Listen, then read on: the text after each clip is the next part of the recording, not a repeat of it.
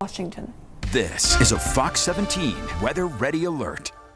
We're prepping for yet another heat wave, a mini heat wave, only 2 days, but they're going to be very significantly hot and humid both days. So definitely worth prepping for, as we still have really nice conditions outside right now. We're really not going to see a lot of that humidity build in until probably midday tomorrow, but it's definitely not going to be feeling as nice as it is now for a while, probably about another week. So enjoy it.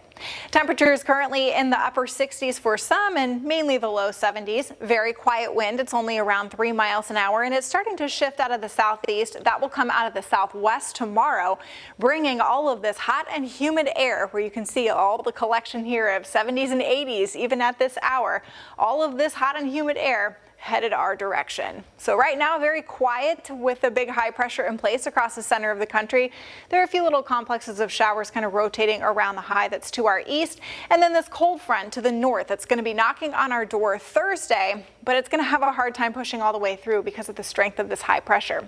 And the strength of that high, the wind direction from the southwest, is leading to a lot of heat alerts. So far, they go from around Minneapolis and central Wisconsin down towards the Gulf Coast. We may see an expansion of this into West Michigan, especially for Thursday, which looks to be the most humid day of the two.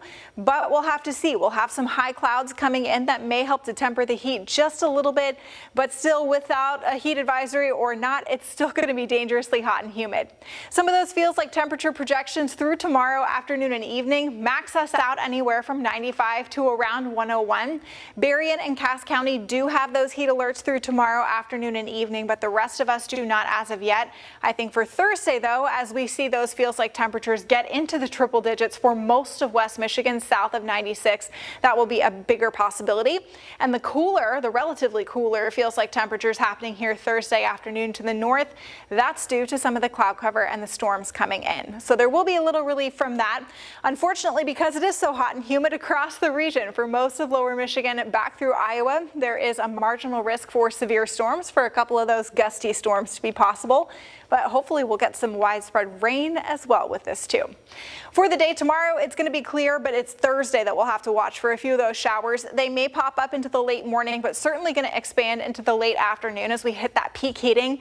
And you can see the model just kind of blowing this line up here. A very narrow line with heavy downpours and maybe some occasional wind gusts, maximized between around 2 and 6 p.m.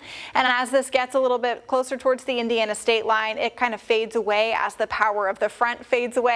Front's still going to be stuck to our north until Friday afternoon. So temperatures tonight dropping into the low 60s. This is the last nice night that we have before that heat and humidity.